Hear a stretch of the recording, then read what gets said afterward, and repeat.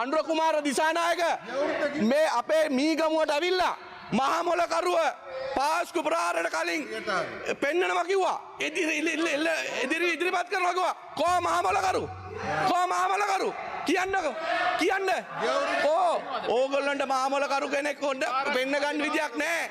ඕගොල්ලෝ කරපු එකම දේ තමයි ඕගොල්ලෝගේ ජාතික ලයිස්තුවේ ඉබ්‍රාහිම් නානව නිදාස් කරගත්ත එක. කාලය අවසන් කරු මන්ත්‍රීතුමනි. හරිද?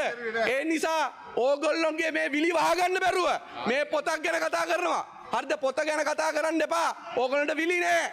මේ රටේ අහිංසක මිනිස්සුන්ට බොරු කියලා මේ රටේ ජාතිවාදී ආගම්වාදී ඇති කරලා අවසන් කරන්න කරු මන්ත්‍රීතුමනි. අර අහිංසක මතක තියාගන්න ශාන්ඩිටයි රවිටයි පින් සිද්ධ වෙන්න ඡන්ද ටික අරගෙන ඕගොල්ලෝ මේ පුටුවල ඉඳගෙන ඉන්නේ.